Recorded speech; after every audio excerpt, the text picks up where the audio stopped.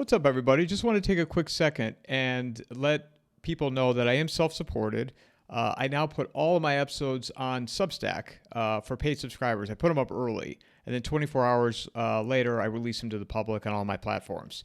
I also have Venmo, PayPal, Cash App, Buy Me a Coffee, Zelle, a P.O. Box, and Locals, Patreon.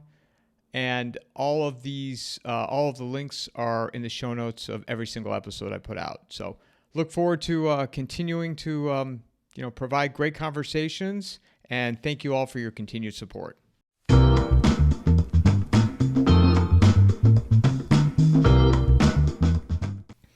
Yeah, I don't want to repeat this. I want to make it all authentic because I'm going with the Larry King methodology now with not doing too much pre-talk, even though we spent 15 minutes, but we were talking about movies and other podcast hosts. And gossip, Twitter drama, but podcast Petticoat Junction, right? Peyton Place, the Hunger Games of on X and YouTube. But no, so let me start off by saying I was wrong about Iran. I put out a tweet yesterday when I said it feels like a train wreck, a slow moving train wreck that never seems to collapse or never seems to collide. Can't even remember my words right now. And obviously I was wrong because I was also the minority saying I didn't think bombs would occur. So people have already messaged me saying you were wrong. Okay. Anybody listening and anybody hearing me right now, I was wrong. So you don't need to message me anymore telling me I was wrong. So, Matt, thanks for doing this. This episode is brought to you by McIlvaney Financial Group. Their advisors bring a depth of knowledge and experience that allow them to serve their clientele with care, ensuring their financial needs are met now and in the future. Personally, I'm not saying cash is worthless, but you can see what's happening. It's worth less every year. Gold is the opposite. Click on the promo link in the show notes or go to www.mcilvaney.com/coffeeandamike. No problem. Yeah, this is what a time. I think that, obviously Israel's just got some kind of a hold over Trump, the whole Israel bubble. Tucker tried to pop the bubble, couldn't work. J.D. Vance trying to steer away from this catastrophe didn't work. Between Susie Wiles and the Huckabees and even Pete Hegseth, big Christian Zionist. He's got one of his tattoos is like Hebrew writing. I don't know what it says, but in Hegseth's book, he's got a chapter on Israel, the chosen people, the special, all of that. So, they're going full Armageddon on this. And something that I just saw a few hints of lately, and I looked it up. The Jewish holiday of Purim, Purim. It's not real famous one, but it's up there. It begins on Tuesday and it runs for a couple days, and that celebrates the Israeli escape from Persian genocide. Okay, when God saved the Israelis from the dastardly Persians. So the hardcore fanatics in Israel think that this timing is biblical, miraculous.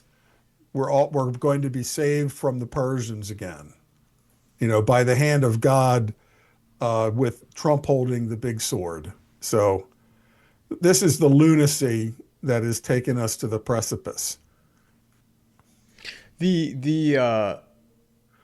look at the events that have led up to where we're at now, and well, first of all, what happens in Gaza now? No one's paying attention to what may or may not be occurring there, right? With this, more bombs, more.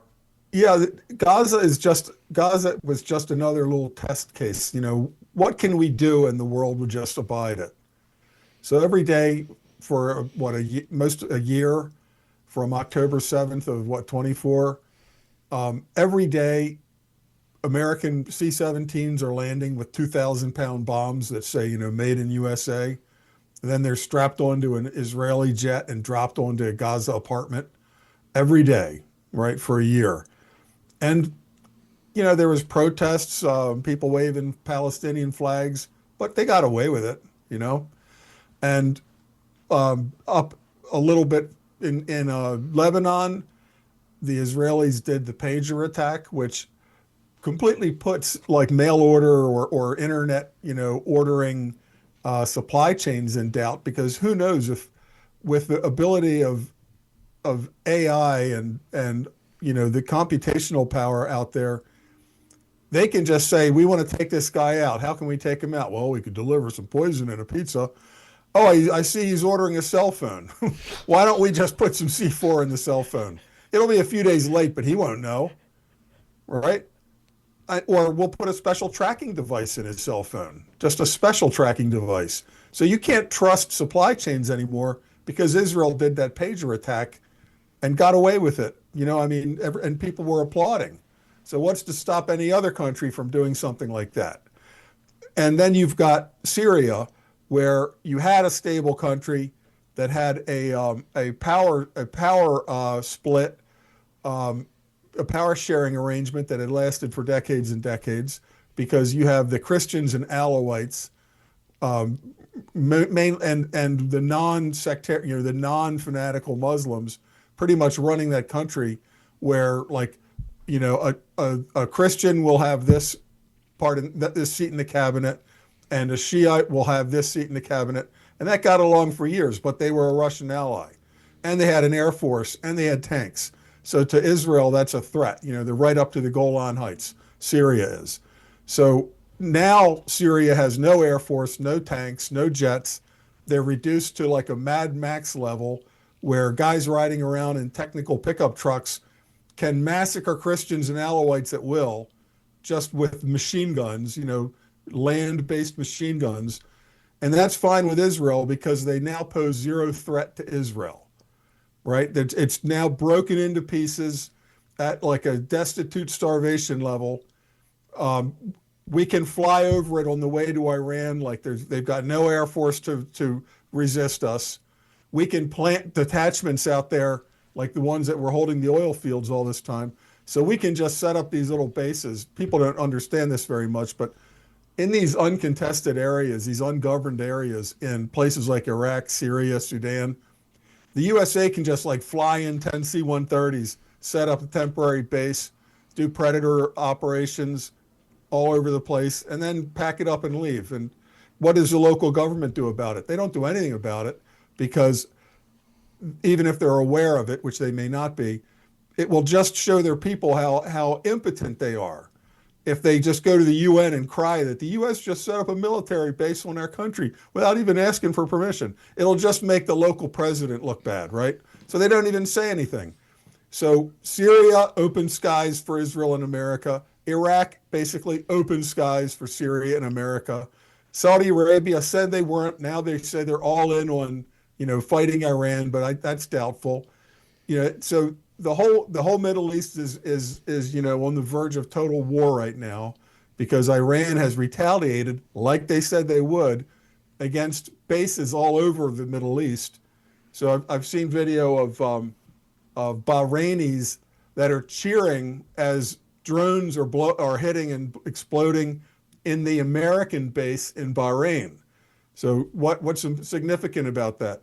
Well, whoever runs Bahrain, who's getting millions and millions of dollars to support us, we're buying these allies at the top level.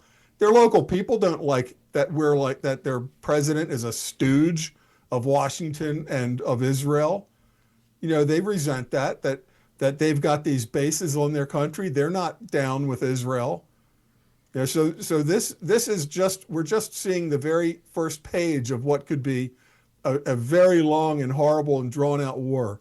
And I've just got a ton to say about it. And I'm trying not to just repeat the same stuff, like the Strait of Hormuz being closed will cause an oil shock. Gold and silver are probably going to gap way up on Monday. Oil futures gapping way up.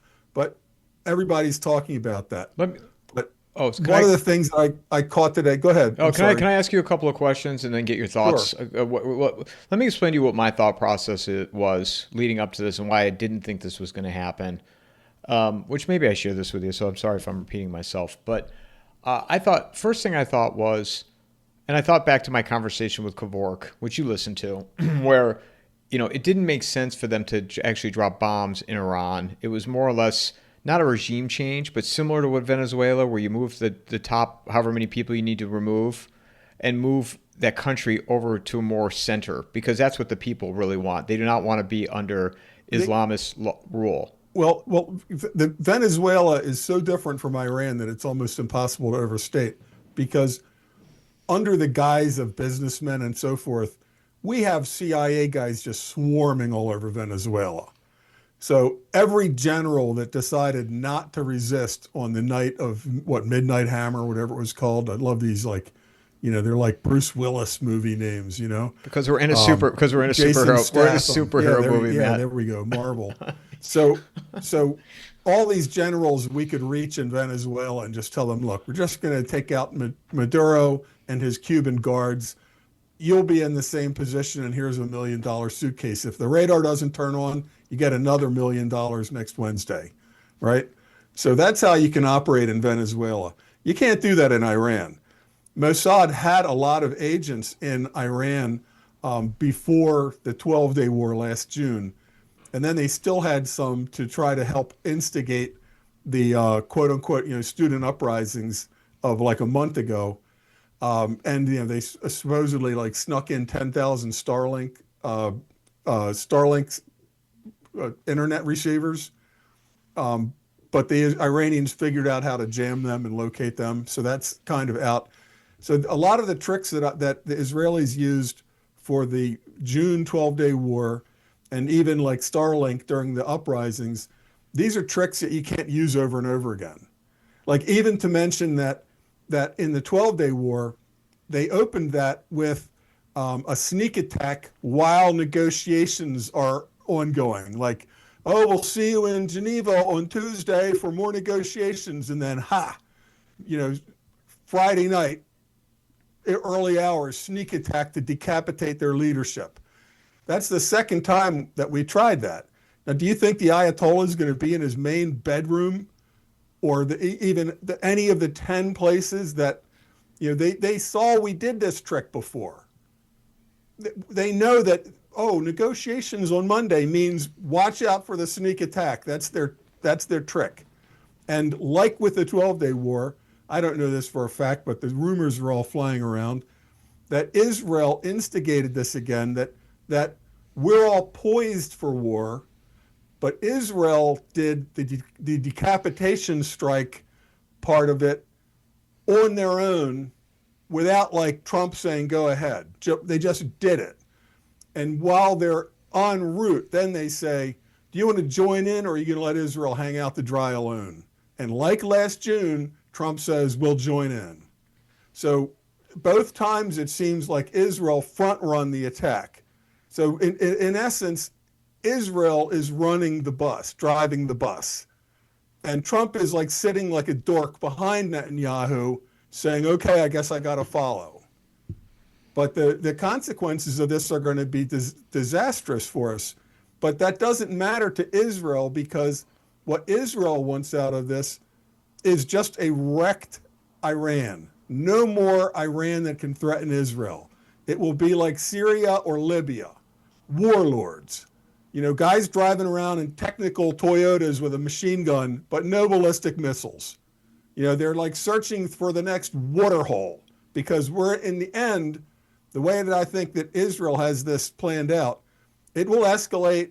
More missiles will hit Tel Aviv, which will be used as more justification for going after human targets, soft targets in Iran, leading to taking out their power grid, taking out their oil refineries, taking out their transportation hubs, so that they can't rebuild.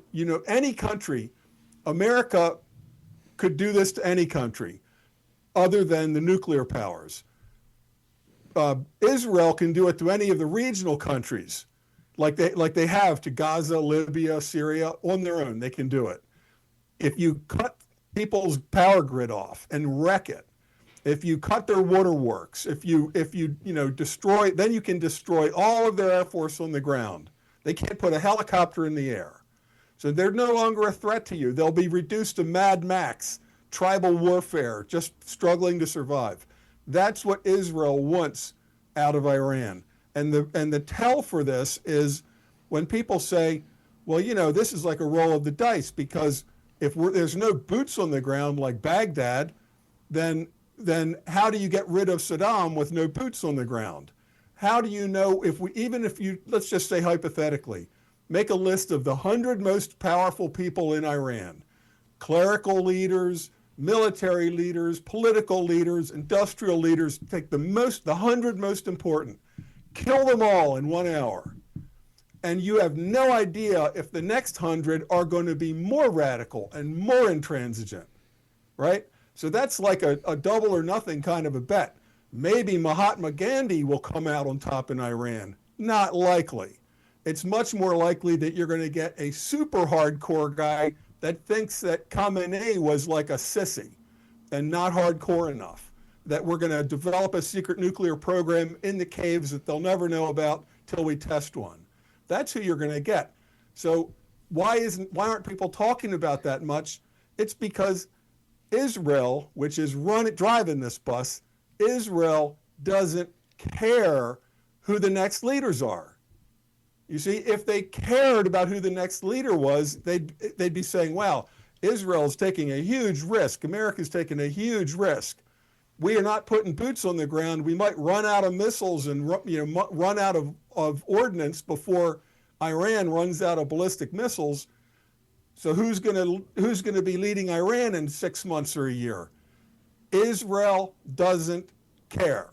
And the reason they don't care is the same reason they don't care who's running Syria. I mean, we got an ISIS stooge who had a $10 million bounty on his head, al-Jolani. He was like the number 2 al-Qaeda ISIS guy in the world. They cut his beard short, put him in a suit, and he's yucking it up with Trump in the White House. So Israel would love it if Iran, which is like half Persian, so you got 45 million of them are Persians, but 10 million are Baluchistanis, and 10 million are all the peripheral countries. They're Kurds. Israel's concept of this is we're going to blow this country up. The Kurds are going to try to break away from Tehran. If what's left of the Tehran national government of Iran tries to put down any of these revolutions, in Baluchistan or in Kurdistan, all these other little stands on the periphery of Persia itself, then the C-130s will be landing at night and unloading, weapons for these rebels, with the goal that Iran can never be a national unified government again. This is sort of what the goal was for the Soviet Union at the fall of the Soviet Union. We're going to break it up, and it'll be pieces falling apart, and our guys can go in and pick up the stuff cheap. And it didn't work because Putin held Russia together after the collapse of the Soviet Union. So the peripheral countries, the Soviet Union was like 250 million, and now Russia's like 160 million. So more than a third of their population of the Soviet Union peeled off with all these independence moves. But Russia itself didn't blow up. What Israel wants for Iran is for Iran to blow up. They don't even want a strong Persia, right? They want Iran to look like Syria or Yugoslavia in the 1990s. If they're struggling to feed themselves, if they're struggling to repair the refinery, then they can't be building ballistic missiles to aim at Israel. I mean, it's a huge gamble. I don't think that that's necessarily going to work, but that's Israel's proven track record, is that they want to surround themselves with failed states that have no air force, that can't resist them flying wherever they want in the Middle East. I mean, already we can fly across Syria, across Lebanon, across Syria, across Iraq, across Saudi Arabia, across Jordan. Essentially, Israel already owns all that airspace, and the Uncle Sam with the deep pockets, we're sending over all of our air tankers to just unlimited fuel, all of these aircraft. I mean, the burn rate per day on this operation is astronomical. I mean, America might be turning into the third world, but our burn rate on this operation is in the billions per day, I guarantee. And we haven't even seen the end of it. In fact, we're just seeing the beginning. So it's, yeah, I'm sorry I'm like worked up in a rant, but some of these things I just got to get off my chest. The what was the 12-day war about then? Oh, last year. I mean, now that we look back, Iran is, it's the same. You know, there's all these memes on it going back to like the 1960s. Iran is 2 weeks from getting a nuke. Right? Iran's 2 weeks from getting a nuke. If we don't hit them now, you know. And I'm reading the War Powers Resolution is from 1973. You know, at the end of Vietnam, the Congress pretty much didn't want another Vietnam. So it says that the commander in chief just can't do whatever the hell he wants. And it says the commander in chief can only initiate military action under these three conditions. A declaration of war by Congress. Well, that's never going to happen, right? So cross number one off the list. Specific statutory authorization, which is Congress passes a law just for this one. We're not going to declare war, but we're going to write a law for this case saying, yes, Trump, you can attack Iran. They didn't do that. And number three is a national emergency created by an attack upon the United States, its territories, possessions, or its armed forces. You can't say, well, in 1983, we think they attacked us in Beirut, so we're going to attack them now in 2026. It's very specific. It's got to be a national emergency. What is there a national emergency? Is there like a ballistic missile aimed at Washington with an Iranian ship offshore? No. A national emergency created by an attack upon the United States. Not, hey, you know, I'm worried that next year they might attack us. There's no clause about, but what if, or in the future. It's a national emergency created by an attack upon the United States, meaning an attack that happened, not a preemptive strike. Not, we're worried about them in the future, so we're going to attack them now. We initiated this war. You know, depending on how you look at all the dates of all the things that happened, you can say Germany started World War II when it invaded Poland. You know, 1939. That's a pretty good date. They crossed a border, right? I mean, before that, it was like bullying Czechoslovakia and doing the Anschluss with Austria, kind of murky areas. But they just out and out invaded Poland, right? They crossed a border. So everybody says, Germany, anything that happens after that, if you wind up with Dresden and Berlin and Stuttgart in ashes, it's your own tough luck because you started this war. You can't then say, oh, but don't hit our ships. Don't hit our base in Bahrain. We're just supposed to attack you. You're not supposed to retaliate. So this is a war we started. There's no authority for Trump to just say, well, the Israelis really needed our help. That's not in this. What? So then, the last summer, then, what were they looking to accomplish by this 12-day war? Oh, we're going to obliterate. We obliterated, as Trump is his favorite word for Iran. We obliterated their nuclear program. But did they? Because they're 2 weeks from getting a nuke and nuking Tel Aviv. You got to understand, 2 weeks. No, I know, but what? So which? That was it. Was that? And Trump, once again, he's sitting behind the bus driver who is Benjamin Netanyahu. Netanyahu did the 12-day war the same way. We're all poised around Iran. We're negotiating. Hey, see you in Austria on Tuesday for the continuation of our talks. And then Sunday night, assassinate their negotiating team with bombs, assassinate their scientists, sneak attack. You know, the Japanese in 1941, they had to sneak an entire fleet across the Pacific from Japan to Hawaii. At any point, a long-range patrol aircraft could have spotted them and busted their cover, right? Their ships had the Japanese meatball flag on them. They're aiming for Hawaii. And before the bombs dropped, because we were in negotiations, just like, kind of like with Iran, before the bombs dropped, the Japanese diplomatic mission in Washington burned all their papers and sent out a message saying negotiations are off, watch your ass, anything can happen starting now.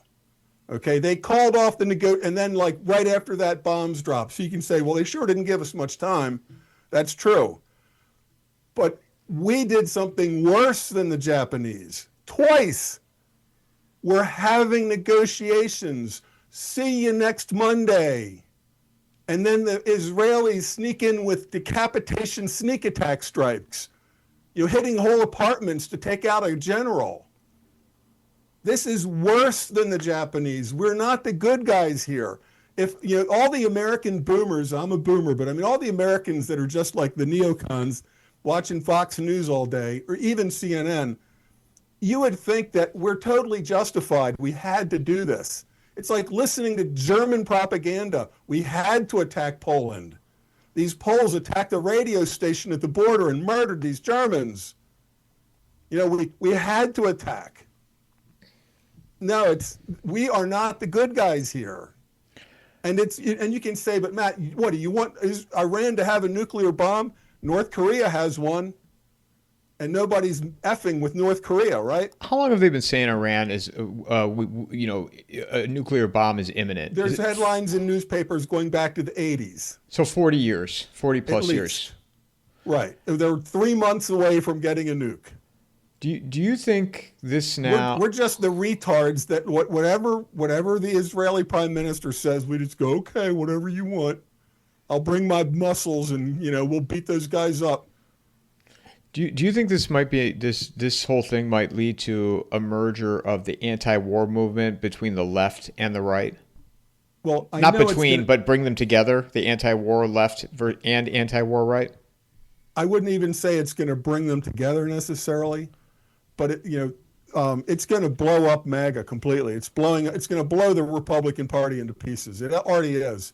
So Richard Barr, I'm looking at a tweet right now. So Richard Barris, the People's Pundit, a poll taker, been on Bannon War Room a million times. He says, this has the potential to make the Ross-Perot fracture of the 90s look like a paper cut. That led to Clinton winning, right? When Perot took votes away. Anyway, this is a much bigger lie and betrayal than George Bush's no new taxes.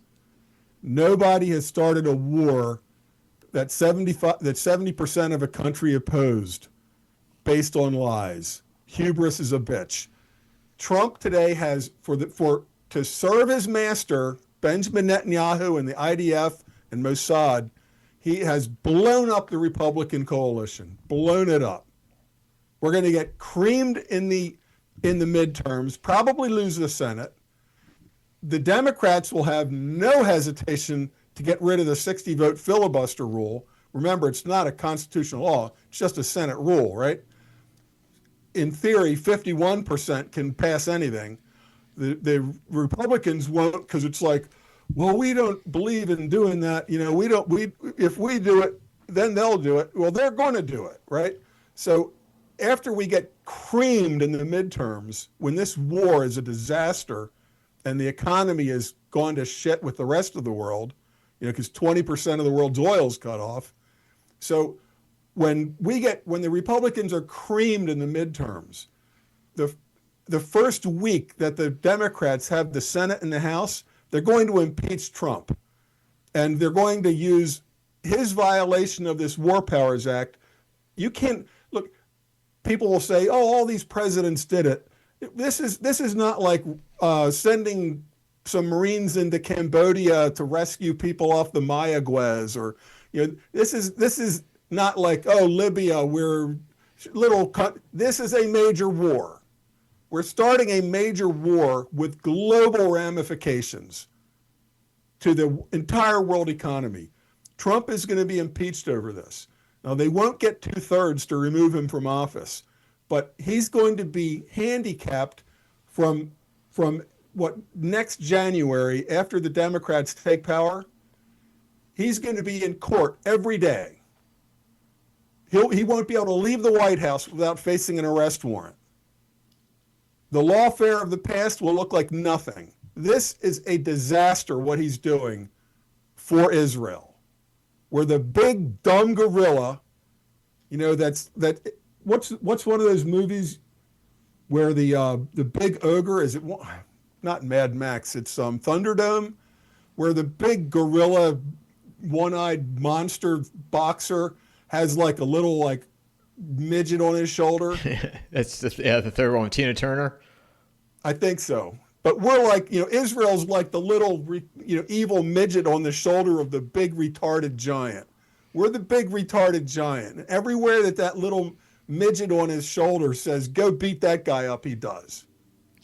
Well, and the rest of the world sees it, even if it's not covered that way in America. Well, that's the other thing, too, is knowing that the midterms are not that far away, they have to anticipate there's going to be extreme amount of backlash towards it. So what do you think that their thought process was leading up to it, knowing this? Their thought process is there's things higher than American politics, like saving the chosen people of Israel from, the Persians.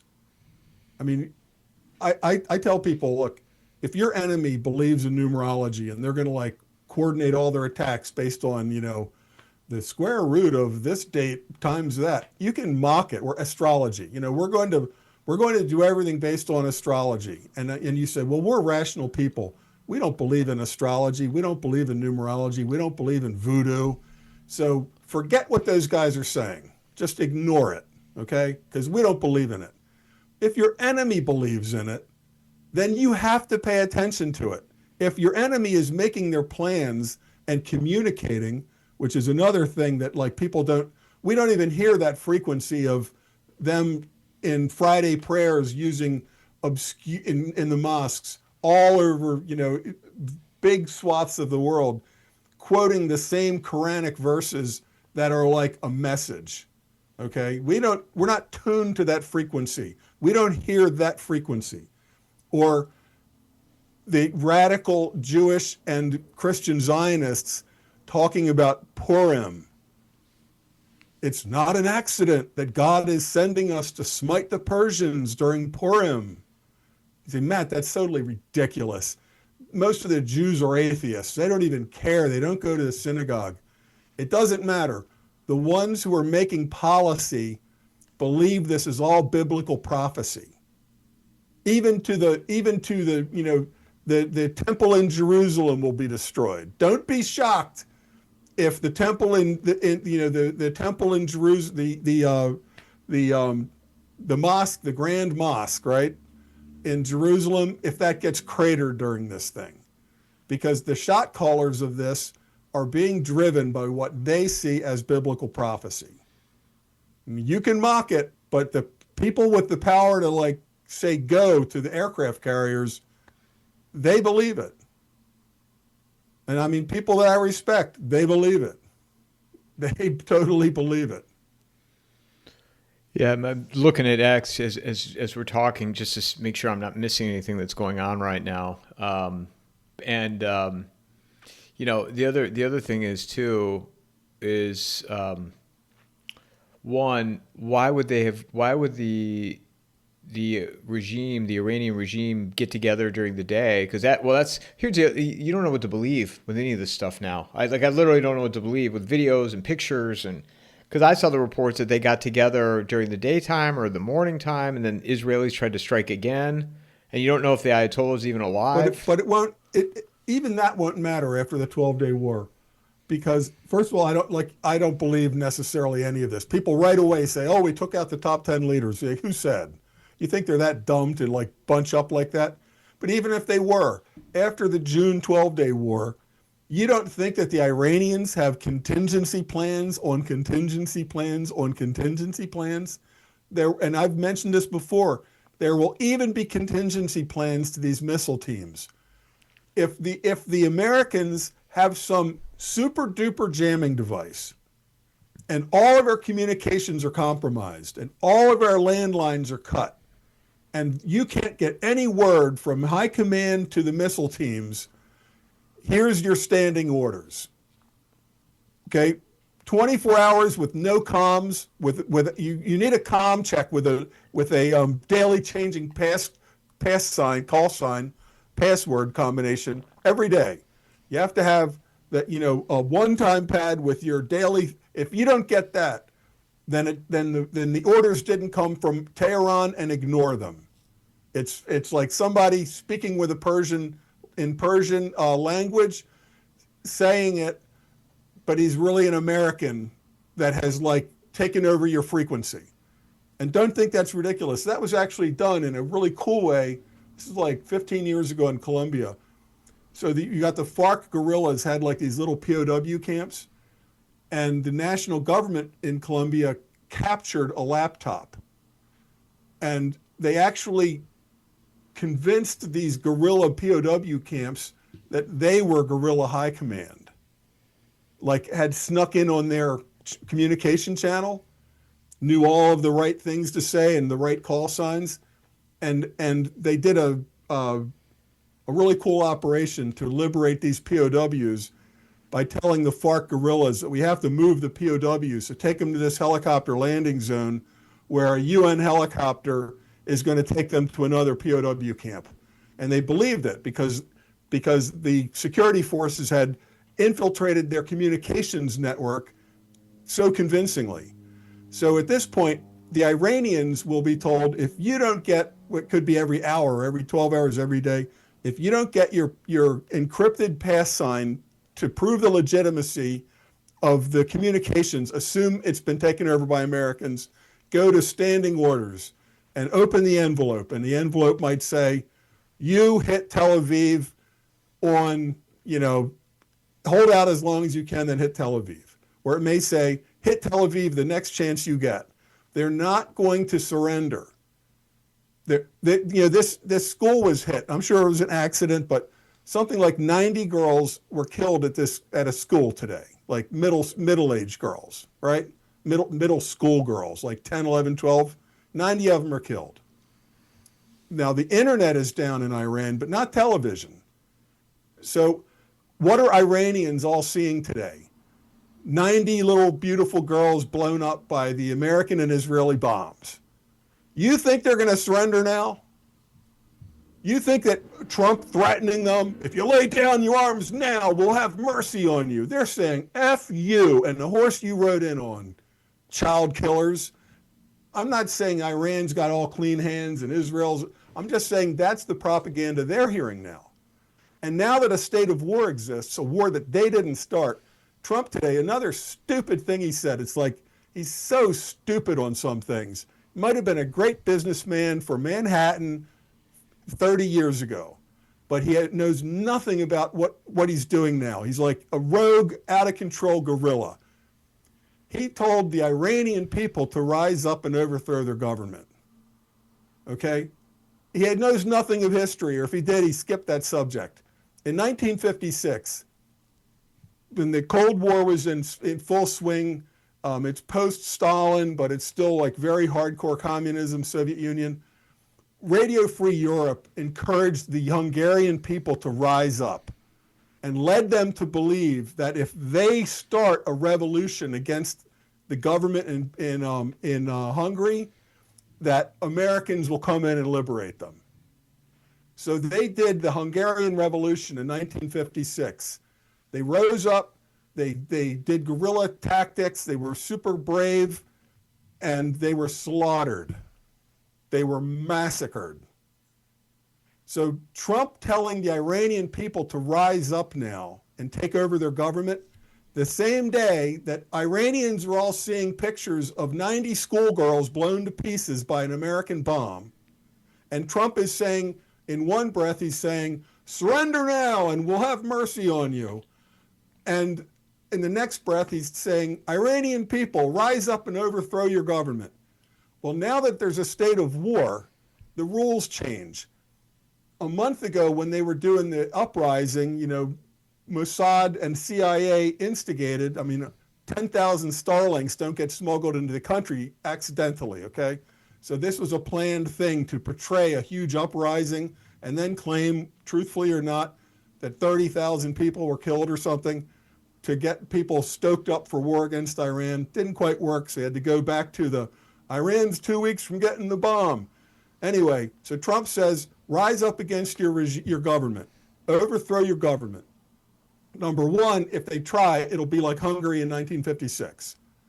Because now that there's a war, anybody protesting during a war, it will be considered sedition in a time of war. Once we started bombing, we can't say, oh, good time for some protests down at the university. Just rise up and take over your government. The government, the Basijis, or the Iranian Revolutionary Guards, these guys will have shoot-to-kill orders. 10 guys get out on the street saying, overthrow the Ayatollah, they'll be shot, like the Hungarians in 1956. Because now, anybody protesting on the street will be considered an agent of Israel and America. You are on the side of the people that just bombed that school and killed those girls. Who's going to go out on the street under those conditions? The government-aligned forces, the security forces, will be told, anybody on the street right now is an Israeli agent traitor. So for Trump to say, surrender now, the day that we blew up your school full of girls, surrender now or else it'll get worse. And please rise up, people, because we don't have the army to send boots on the ground. We're acknowledging we can't do this like it's Iraq or Kuwait. We can't. There's no Schwarzkopf. There's no Petraeus. It's not going to be Baghdad. It's not going to be Kuwait City, where we have months to build up a 500,000-man army. We're not going into Iran, other than maybe C-130s dropping off guns to rebels if they get to that stage. So Iran knows all they've got to do is withstand our air attacks. And everybody has been talking about this, so it's not original to me, but there's an important concept to recognize concerning the American military, that we have a very limited magazine capacity. Just like with a gun, would you rather have 2 guys with revolvers or a guy with a Glock that holds 18 rounds, right? I mean, it's kind of that thing. 2 guys with revolvers is pretty good, but you run out of that 6-shooter, the other guy's still shooting at you, right? So part of this is don't run out of bullets first. If you're in a gunfight with your revolver and the other guy's still got 12 shots and you're out of bullets, even if you're a better shot and you've got a 44 Magnum and he's only got a 9mm, when your 44 Magnum is empty, he can kill you with 1 9mm. So part of this war is about outlasting the enemy. Who can keep firing missiles? Our ships that launched all those Tomahawks in the first wave, they're depleted. They can't be reloaded at sea. They can't go back to 5th Fleet headquarters in Bahrain. That's in range. They just blew up our headquarters and the giant satellite dish and all those things in Bahrain. So now we've got to go much further to get those ships reloaded. So we can do a fantastic week, 10 days, 2 weeks of continuous bombing. But if Iran is still standing at the end of it, and they know this, everybody knows this, they keep lobbing missiles at Tel Aviv, and we're out of Patriots and we're out of THAADs, have no more. Then it's just free delivery of missiles that we can't stop. And not to mention that the Strait of Hormuz, we can't open the Strait of Hormuz. It's already closed, right? They just announced it's closed, which means your insurance is canceled. A state of war exists. Missiles are flying over the Persian Gulf both ways. So a state of war exists. So the oil has been cut off before they sink a single tanker. The oil has been cut off, and liquid natural gas. It's cut off. So already the economic consequences are going to start to bite. I haven't looked, but the petroleum and liquid natural gas, all that futures is going to go nuts. If you take away 20% of the world's oil suddenly, the price of oil does not go up 20%. It could go up 100% because now everybody's in a bidding war. Japan, Korea, China, they're running on a just-in-time oil delivery. They've got a conveyor belt of ships that have to deliver oil. Maybe they've got a few days or a week of extra oil in tanks in Japan. After 2 weeks, those tanks are dry and factories have to close. The power grid starts graying out. That's Korea, that's Taiwan, that's Japan, and China. China's got a lot of coal-burning power plants, but everything else runs, all the trucks and everything runs on diesel. So that's going to start biting right away. If Trump thought he could bluff his way into a settlement and then once again Netanyahu kneecapped him by doing a midnight sneak attack decapitation strike and saying, are you going to follow us or are you going to let Israel go it alone? Okay, big dumb monster, we'll go, whatever you say, Benjamin, I guess we got to go with you. But everybody knows we run out of ammo before they run out of missiles. Unless we've got some wonder weapons that what was Trump calling it after Venezuela attacked, the discombobulator or something, like, oh, we have mystery weapons that will just stop everything. I doubt it. But I mean, if this war drags on and we don't have it, and the regime withstands, and the people can't uprise, calling for the people to uprise at this point is calling for them to just commit suicide like Hungary in '56. They'll just be shot down in the street as Israeli spies. Nobody's going to go out on the street to protest when they're going to be called an Israeli agent. Not during a war. Before a war you can, not during a war. Anyway, I'm just wound out on this. This is only day 2 of this, Matt. Barely, it's still day 1. But it started like less than 24 hours ago, I think. A couple thoughts in my head. Trump was supposed to speak today, but I guess now he's not. Which I don't know if that was smart to not have a press conference. You would think he would. I thought that would he do a taped thing? Because I saw him, I don't know if it was live or not, but when he said, the Iranians need to rise up and overthrow their regime, good luck with that. And he told the regime, surrender now and we'll be merciful. Like, yeah, they're going to surrender the day you just, massacred a school full of girls. And our apologists will say, Matt, that was an accident. Or the really crazy ones will say, oh, Iran did that to their own school to make us look bad. Yeah, it's like every hospital in Gaza had a Hamas headquarters under it.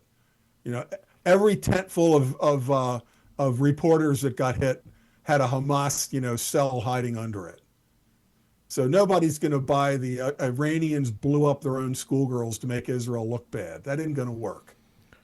The reports are, according to Unusual Whales, that Iran Supreme Leader Ayatollah Khamenei has been killed and his body's been recovered per Israel. I can't even talk. Israeli media outlets. Yeah, but we don't know any of that. And if you don't see the body, if he doesn't speak, I've heard already Khamenei has not even been seen in public in like 6 weeks. So who knows if he's been in a coma, on a drip feed? Who really knows? But there's nobody who's going to come out waving a white flag saying, I just wrested control of the Tehran government and I'm surrendering to America. The guy who can take control, like I said, we kill the top 100 political, industrial, religious, military leaders. We kill the top 100. Do you think that the guy that gets control after that is going to wave the white flag and say, I just beat everybody else in the struggle for power to rise to the top of Iran. And my name is Mahatma Gandhi. And I'm going to now surrender to the guys that blow up children in schools. It's not going to happen. And Israel knows it's not going to happen. They want this to continue and continue until there's no power grid left, no oil refineries, no transportation system, until Iran looks like Syria. There's nothing left but warlords and pickup trucks looking for water. So you think, as it sits right now, Iran is slow walking this to have the United States and Israel use up. Absolutely. Yes. Yes. If in the there are a lot of lessons even from the Desert Storm War, the early 90s. On the last day of that war, they were still launching Scuds from the Iraqi desert. Iraq is a third the size of Iran, and it's flat terrain, mostly just flat desert. And the Scuds were like the size of a huge truck, like a hook and ladder fire truck, big truck. It has to be set up to vertical and then filled with thousands of gallons of liquid oxygen and whatever kerosene, which takes a long time. In the open desert, there was no Iraqi Air Force left. They all fled like the first day. We had free skies over Iraq, satellites sitting over top, jets roaming. It was called the Great Scud Hunt. They determined after this that we never actually destroyed a Scud. We destroyed some decoys, like they would take an old truck and put a big tube on it. That we destroyed, but we never stopped a Scud from being fired. And the war ended with Colin Powell sitting down with Iraqi generals. Remember all that, Norman Schwarzkopf, and so the war ended as a negotiated ceasefire. But on the last day of the war, they were still launching Scuds at Riyadh and at Tel Aviv. Now, those Scuds in that time, their accuracy only had inertial guidance, inertial navigation. So their circular error probability was like 500 meters to a kilometer. You could hit a city, but you couldn't hit a building in a city. Now, the Iranians have many more missiles. They're solid fueled, so they can launch. They can get ready and launch in minutes. They don't have to sit there, filling highly volatile fuel into a giant tank from a truck sitting next to it. They can just put the missile up and fire it, solid fuel, and they're much more accurate. I was saying this on the show and other shows like weeks ago. In the June war, they hit a base in Qatar with our primary satellite uplink. And some people are confusing. They're putting out pictures of this thing hit today that they're calling a radar, even though it's like surrounded by buildings, which you wouldn't put a radar and have buildings around it, right? But it's one of these huge satellite dishes that stays in contact with all of our orbit and communication satellites. So the communication satellites are like a mini Starlink. There's thousands of Starlinks, but we have communication satellites up so that there's always one over these key spots with huge bandwidth, humongous bandwidth, right? All the drone footage, predators, jets talking to refuelers, everything satellite is going through this huge bandwidth of this big, ginormous billion-dollar satellite dish that's always in communication with our billion-dollar military communication satellites.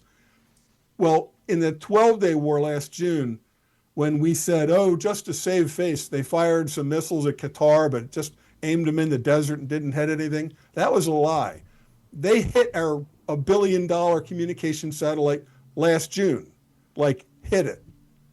And that was a message to the world, to America, to everybody. This is not Scuds in 1992 with a half a kilometer accuracy. We can hit your main important things, nodes like this communication satellite or the dish. So that thing that you saw that was like in a big white dome that got hit, and it wasn't even hit by a ballistic missile. It was just hit by a Shahed drone, like a little flying wing drone, like 20-foot wingspan. They can hit us, pinpoint. We're going to run out of defensive stuff way before they run out of Shaheds. If they have hundreds of ballistic missiles and hundreds of anti-ship cruise missiles that are all truck mobile, right? Truck mobile. They have thousands of Shaheds. So everywhere in the Gulf region, like within 500 kilometers, these Shaheds can hit. they're so good that they at the beginning of the Russia-Ukraine war, they shipped plane loads of them to Russia. And then Russia, like under license, started manufacturing them. So these Shahed drones can loiter, network, okay? So you can fire them from all directions and they'll go over a target area and loiter doing jinking maneuvers and then all attack at the same time, for example. So they can go around the other side of the city and come in where they don't think your defensive posture is as strong. We've just begun to see this capability of the Iranians. The Iranians are very smart. They invented chess. The Persians, they're not what you consider sand Arabs. These guys are high IQ, got their own engineers. They never thought it would be smart to go strength to strength. They're not going to try to build a destroyer like a Arleigh Burke class destroyer and go out and meet us in combat in the ocean. That would be stupid. So they build their strength against our weakness. So they've got a drone program par excellence, better than Russia's was at the beginning of the Ukraine war. And I'm sure Iran's has only gotten better since then. And they've been mass producing these things. So Saudi Arabia today said, we're all in with Team America, okay? Because some missiles hit American bases in Saudi Arabia. I'm not sure what the Saudi people think about that, but that's like the official policy coming out of Riyadh. Well, all of the oil refineries and all the pipelines and these like giant pipeline arrays of manifolds and tanks, all of that is in easy Shahed drone range. So if this war continues, we'll not only see the Strait of Hormuz closed, if Israel thinks we're going to decimate Iran, destroy their refineries, you think the Iranians aren't going to take out the Saudi refineries and the Saudi terminals, oil terminals, tank farms? That's all in easy range of these drones. These are like 20-foot diameter, flying wing drones. You think they're not going to take out all of the oil facilities in the countries that are against them, in Qatar, UAE, Kuwait? They will. They're not going to say, oh, just destroy Iran. Everybody else go about your business. Hope the world economy improves soon. We'll just be happy to go Mad Max. We'll be happy to starve in the dark, fighting each other. But everybody else, as you were, open the Strait of Hormuz. No, they're going to, everybody's always talked about Israel's Samson option. If Israel really felt under total existential threat, they would nuke like 10 Arab capitals. That's the Samson option. Does that fix Tel Aviv? No. Does that fix Jerusalem or Haifa? No. But they're saying we won't go down alone. Do you think that the Iranians are going to say, oh, well, you win, uncle, we surrender? They're not. And they can keep this up, I think, longer than we can, because remember, they have the home court advantage. It's easy to just hide in a cave. And your standing order says, go out and find a ship in the Strait of Hormuz anytime after day 21 of the war starting. If you hear nothing else, hide in your cave. Hiding in a cave, eating MREs with, stored water, that's easy. You can do that for a long time. Keeping these ships and airplanes fueled and flying around, that's very expensive. Our burn rate is like billions of dollars a day. Our burn rate is astronomical. Fuel, weapons, everything. Crew morale, we already saw the Gerald Ford, the toilet sabotage. Morale becomes a problem. Anyway, I'm full of cheer and white pill delight today, as usual. Last question, because we haven't talked since then. Who was I talking to? They used the word bleak pilled. Somebody said bleak pilled. I like that. It was different than black pilled.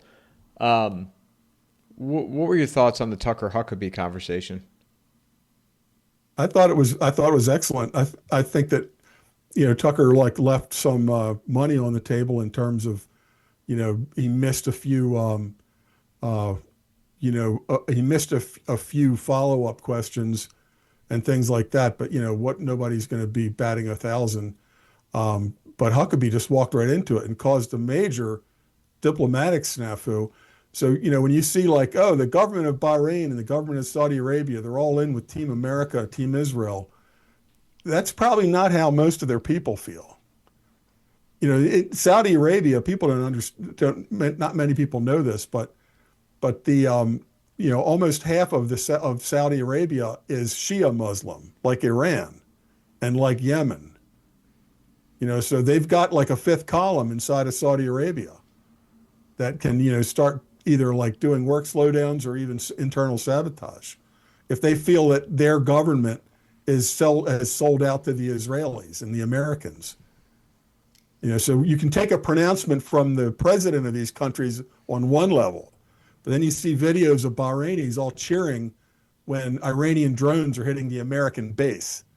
They understand they're not like targeting. I do understand that like fancy hotel in Bahrain was hit, like a high story of a like 50-story hotel, like a Hilton type hotel, and it was hit. You can't say, well, Israel would never do that. Israel did exactly that when they opened up the 12-day war because they knew like some Iranian scientist lives on the 20th floor of this apartment building, and they flew drones right into it and like killed all 30 people around them. Families, everybody, to get that general. So for Israel, that was perfectly legit. But people are up in arms now. Oh my God, a drone hit a high rise in Bahrain. One of the things we've seen in the Russia-Ukraine war is they'll say, oh, 50 people were killed in a hotel in Odessa. And it turns out, yeah, that was like the officers' quarters for, the French, British, American peace, advisors. It's not exactly always what you think. Well, that, I know we're getting here close to the end, but I mean, people forget, or maybe they haven't forgot, there's still that going on, the Russia-Ukraine aspect. Yeah. And at a higher level, we always get back to the banks and the end of a century-long, fractional reserve fiat system that you just cannot inflate a Ponzi scheme to infinity and beyond, right? Eventually, the fiat system blows up, and like Martin Armstrong says, they always at this point go to war because war gives them the excuse for the big financial reset. Oh, darn, everything was blown up. Guess we'll have to start all over again with a central bank digital currency. It never works. Ironically, I'm talking to Martin on Monday. That'll be good. Good timing. You bet. What is your opinion of Donald Trump now, and would you still call yourself a supporter? It's the gun to your head, drink the arsenic or drink the cyanide, or I shoot you. You pick up the arsenic cup and drink it, pick up the cyanide cup and drink it, or just say neither and I shoot you in the head. Then you got to drink the arsenic, right? Maybe we survive with Trump. If we have, President Kamala Harris and all of those lawfare people are like running the Justice Department, we'll be arrested. We'll be in gulags. So I support Trump to the extent that he's not as bad as the communists. But it's such a disappointment that the man that came in promising him, no new wars. I mean, people are retweeting all of these tweets by Vance and Trump and others about how stupid Biden was to be involved in all these Mideast wars. And here we are, the big daddy of them all. Iran, 92 million people, 3 times as big as Iraq, mountainous. Yep. How long do you think this goes for? It could go for months. They had in the 80s, even before, they had this thing called the War of the Cities, which was Iran and Iraq throwing Scud missiles at each other. It went on and on.